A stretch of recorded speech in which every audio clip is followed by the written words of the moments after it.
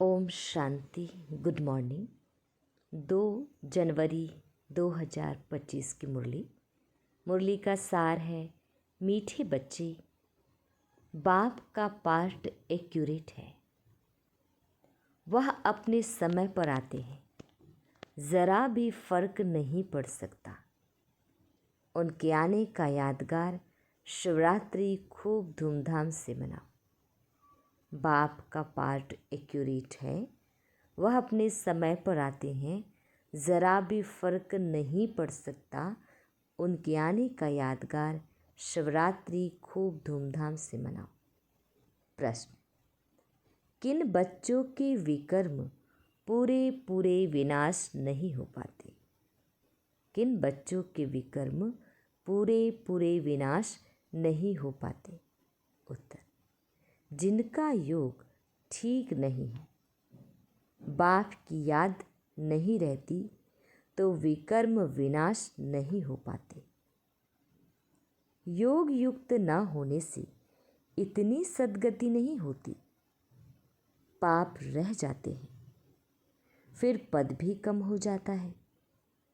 योग नहीं तो नाम रूप में फंसे रहते हैं, उनकी ही बातें याद आती रहती हैं। वह देही अभिमानी रह नहीं सकते। गीत: यह कौन आज आया सवेरे सवेरे। ओम शांति। डिटेल: सवेरा कितने बजे होता है? बाबा सवेरे कितने बजे आते हैं? कोई ने कहा 3 बजे, कोई ने कहा 4, कोई ने कहा संगम पर, कोई ने कहा 12 बजे। बाबा एक्यूरेट पूछते हैं, 12 को तो तुम सवेरा नहीं कह सकते हो। 12:01 हुआ, 1 मिनट हुआ तो AM अर्थात सवेरा शुरू हुआ। यह बिल्कुल सवेरा है। ड्रामा में इनका पार्ट बिल्कुल एक्यूरेट है। सेकंड की भी देरी नहीं हो सकती। यह ड्रामा अनादि बना हुआ है। 12:01 जब तक नहीं हुआ है तो AM नहीं कहेंगे। यह बेहद की बात है। बाप कहते हैं, मैं आता हूँ सवेरे सवेरे। विलायत वालों का AM PM एक्यूरेट चलता है। उन्हों की बुद्धि फिर भी अच्छी है। वह इतना सतोप्रधान भी नहीं बनते हैं तो तमोप्रधान भी नहीं बनते हैं। भारतवासी ही 100% सतोप्रधान फिर 100% तमोप्रधान बनते हैं। तो बाप बड़ा एक्यूरेट है।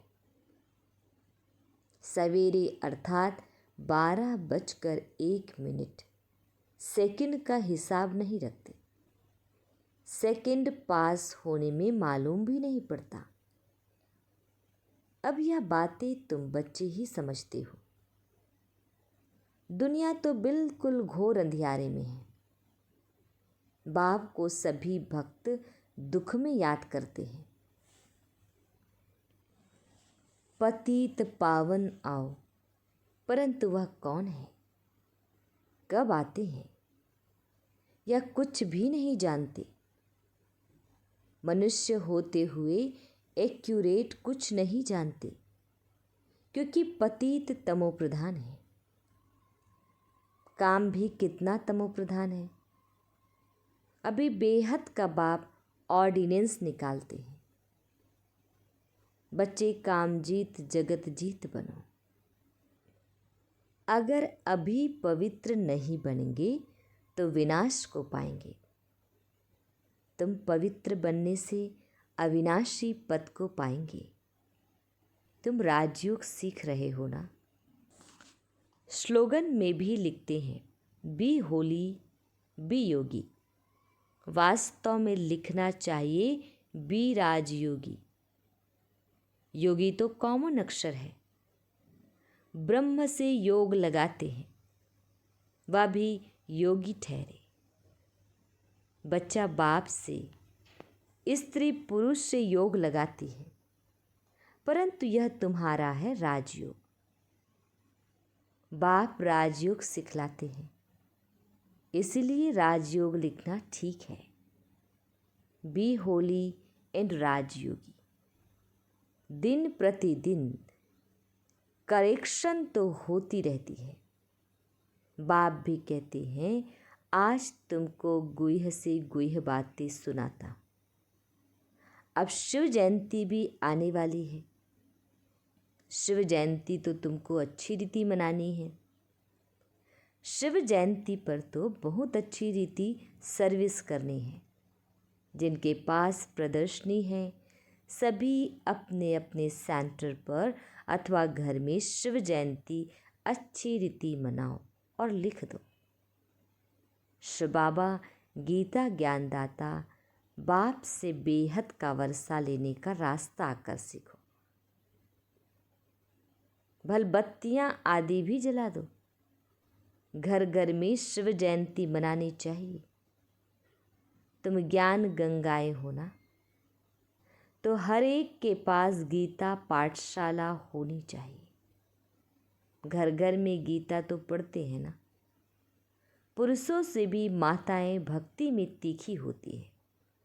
ऐसे कुटुंब अर्थात परिवार भी होते हैं जहाँ गीता पढ़ते हैं, तो घर में भी चित्र रख देने चाहिए। लिख दे कि बेहद के बाप से आकर फिर से वर्षा लो। यह शिव जयंती का त्योहार वास्तव में तुम्हारी सच्ची दीपावली है। जब शिव बाप आते हैं तो घर घर में रोशनी हो जाती है। इस त्योहार को खूब बत्तियां आदि जलाकर रोशनी कर मनाओ। तुम सच्ची दीपावली मनाती हो। फाइनल तो होना है सतयुग में। वहाँ घर में रोशनी ही रोशनी होगी, अर्थात हर आत्मा की जोत जगी रहती है। यहाँ तो अंधियारा है। आत्माएं आसुरी बुद्धि बन पड़ी है। वहाँ आत्माएं पवित्र होने से दैवी बुद्धि रहती है। आत्मा ही पतित, आत्मा ही पावन बनती है। अभी तुम वर्थ नॉट ए पेनी से पाउंड बन रहे हो। आत्मा पवित्र होने से शरीर भी पवित्र मिलेगा। यहाँ आत्मा अपवित्र है तो शरीर और दुनिया भी इम्प्योर है। इन बातों को तुम्हारे में से कोई थोड़े हैं जो यथार्थ रीति समझते हैं और उनके अंदर खुशी होती है। नंबरवार पुरुषार्थ तो करते रहते हैं। ग्रहचारी भी होती है। कभी राहु की ग्रहचारी बैठती है तो आश्चर्यवत भागंती हो जाते हैं। बृहस्पति की दशा से बदलकर ठीक राहु की दशा बैठ जाती है। काम विकार में गया और राहु की दशा बैठी। मल्ल युक्त होती है ना। तुम माताओं ने देखा नहीं होगा, क्योंकि माताएं होती है घर की घरेत्री। अब तुमको मालूम है भ्रमरी को घरेत्री अर्थात घर बनाने वाली कहते हैं। घर बनाने का अच्छा कारीगर है, इसलिए घरेत्री नाम है। कितनी मेहनत करती है, वो भी पक्का मिस्त्री है। 2-3 कमरा बनाती है, 3-4 कीड़े ले आती है। वैसे तुम भी ब्राह्मणिया हो। चाहे 1-2 को बनाओ, चाहे 10-12 को, चाहे 100 को, चाहे 500 को बनाओ। मंडप आदि बनाते हो या भी घर बनाना हुआ ना, उनमें बैठ सबको भू भू करते हो। फिर कोई तो समझकर कीड़े से ब्राह्मण बनते हैं, कोई सड़ा हुआ निकलते हैं, अर्थात इस धर्म के नहीं है। इस धर्म वालों को ही पूरी रीति टच होगा। तुम तो फिर भी मनुष्य हो ना। तुम्हारी ताकत उनसे अर्थात भ्रमरी से तो जास्ती है। तुम 2000 के बीच में भी भाषण कर सकते हो। आगे चल 4-5 हजार की सभा में भी तुम जाएंगे। भ्रमरी की तुम्हारे से भेंट है। आजकल सन्यासी लोग भी बाहर विदेशों में जाकर कहते हैं हम भारत का प्राचीन राजयोग सिखाते हैं। आजकल माताएं भी गेरू कफनी पहनकर जाती है। फॉरेनर्स को ठक्कर आती है। उनको कहती है भारत का प्राचीन राजयोग भारत में चलकर सीखो। तुम ऐसे थोड़े ही कहेंगे कि भारत में चलकर सीखो। तुम तो फॉरेन में जाएंगे तो वहाँ ही बैठ समझाएंगे। या राजयोग सीखो तो स्वर्ग में तुम्हारा जन्म हो जाएगा। इसमें कपड़ा आदि बदलने की बात नहीं है। यहाँ ही देह के सब संबंध भूल अपने को आत्मा समझ बाप को याद करो। बाप ही लिबरेटर गाइड है। सबको दुख से लिबरेट करते हैं। अब तुमको सतो प्रधान बनना है। तुम पहले गोल्डन एज में थे, अब आयरन एज में हो। सारी वर्ल्ड सभी धर्म वाले आयरन एज में हैं। कोई भी धर्म वाला मिले उनको कहना है बाप कहते हैं अपने को आत्मा समझ मुझे याद करो तो तुम पावन बन जाएंगे। फिर मैं साथ ले जाऊंगा। बस इतना ही बोलो, जास्ती नहीं। यह तो बहुत सहज है। तुम्हारे शास्त्रों में भी है कि घर घर में संदेश दिया। कोई एक रह गया तो उसने उल्हना दिया, मुझे कोई ने बताया नहीं। बाप आए हैं तो पूरा ढिंढोरा पीटना चाहिए। एक दिन जरूर सबको पता पड़ेगा कि बाप आए हैं शांति धाम सुखधाम का वर्षा देने। बरोबर जब डिटिज्म था तो और कोई धर्म नहीं था, सभी शांति धाम में थे। ऐसे ऐसे ख्यालात चलने चाहिए, स्लोगन बनाने चाहिए। बाप कहते हैं देह सहित सब संबंधों को छोड़ो, अपने को आत्मा समझ मुझ बाप को याद करो तो आत्मा पवित्र बन जाएगी। अभी आत्माएं अपवित्र है। अभी सबको पवित्र बनाए बाप गाइड बन वापस ले जाएंगे। सब अपने अपने सेक्शन में चले जाएंगे। फिर डिटी धर्म वाले नंबरवार आएंगे। कितना सहज है। या तो बुद्धि में धारण होना चाहिए। जो सर्विस करते हैं वह छिपे नहीं रह सकते। डिससर्विस करने वाले भी छिप नहीं सकते। सर्विस एबल को तो बुलाते हैं। जो कुछ भी ज्ञान नहीं सुना सकते उनको थोड़े ही बुलाएंगे। वह तो और ही नाम बदनाम कर देंगे। कहेंगे बीके ऐसे होते हैं क्या। पूरा रिस्पॉन्ड भी नहीं करते तो नाम बदनाम हुआ ना। शिव बाबा का नाम बदनाम करने वाले ऊंच पद पा न सके। जैसे यहाँ भी कोई तो करोड़पति है, पद्मपति भी है, कोई तो देखो भूख मर रहे हैं। ऐसे बेगर्स भी आकर प्रिंस बनेंगे। अभी तुम बच्चे ही जानते हो, वही श्री कृष्ण जो स्वर्ग का प्रिंस था वह फिर बेगर बनते हैं, फिर बेगर टू प्रिंस बनेंगे। यह बेगर थे ना, थोड़ा बहुत कमाया, वह भी तुम बच्चों के लिए, नहीं तो तुम्हारी संभाल कैसे हो। यह सब बातें शास्त्र में थोड़ी ही है। शिव बाबा ही आकर बतलाते हैं। बरोबर यह गांव का छोरा था, नाम कोई श्री कृष्ण नहीं था। ब्रह्मा बाबा को कह रहे हैं यह आत्मा की बात है, इसलिए मनुष्य मूंझे हुए हैं। तो बाबा ने समझाया शिव जयंती पर हर एक घर घर में चित्रों पर सर्विस करे। लिख दे कि बेहद के बाप से 21 जन्मों के लिए स्वर्ग की बादशाही सेकंड में कैसे मिलती है। सो आकर समझो। जैसे दिवाली पर मनुष्य बहुत दुकान निकाल बैठते हैं, तुमको फिर अविनाशी ज्ञान रत्नों का दुकान निकाल बैठना है। तुम्हारा कितना अच्छा सजाया हुआ दुकान होगा। मनुष्य दिवाली पर करते हैं, तुम फिर शिव जयंती पर करो।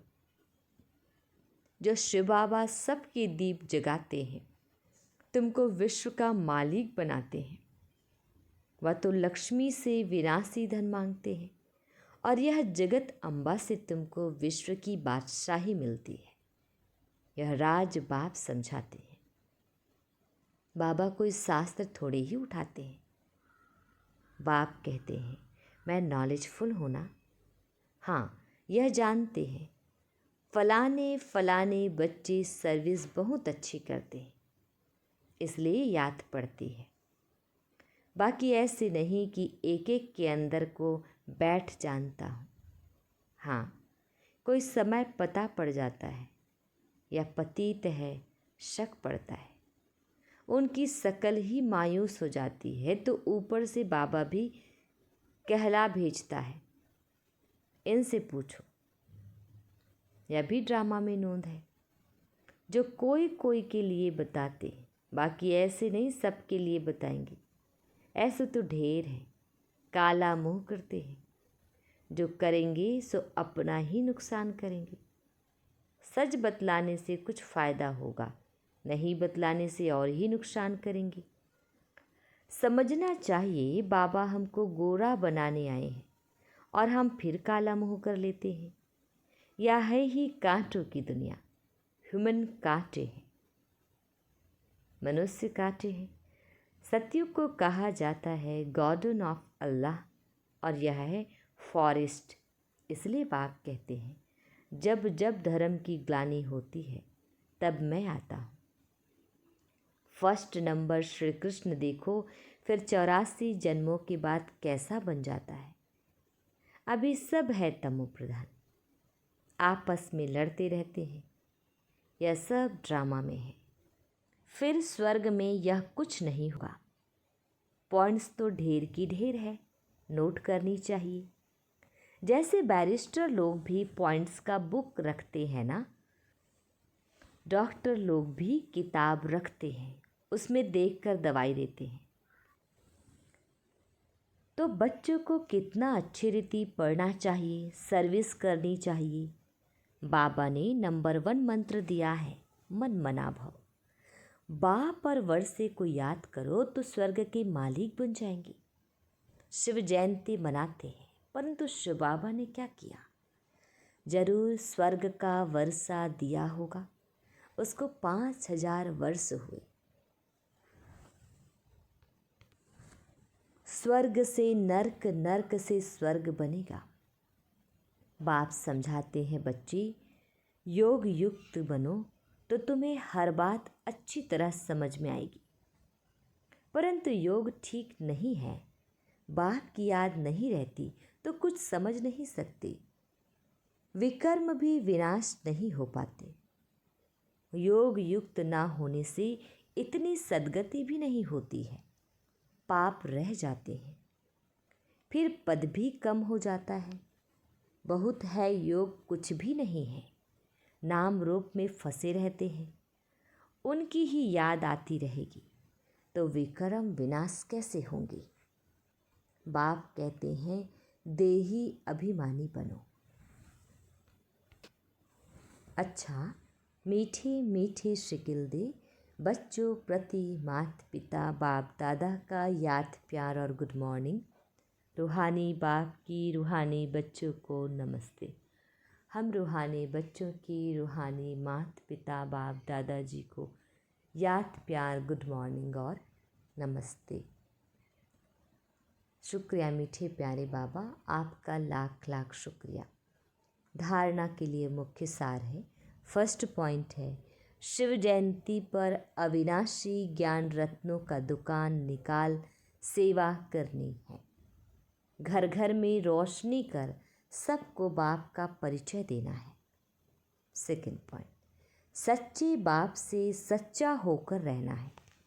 कोई भी विकर्म करके छिपाना नहीं है।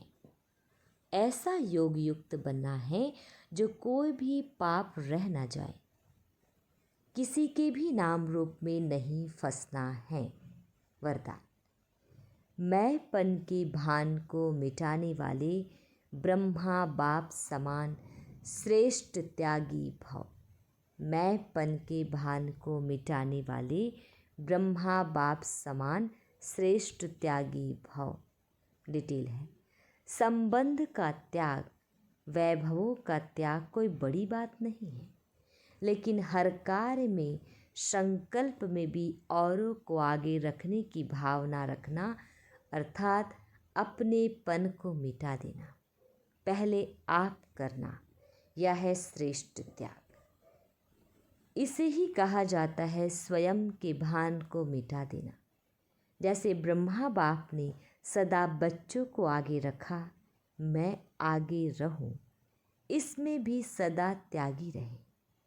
इसी त्याग के कारण सबसे आगे अर्थात नंबर 1 में जाने का फल मिला। तो फॉलो फादर। स्लोगन। फट से किसी का नुक्स निकाल देना, यह भी दुख देना है।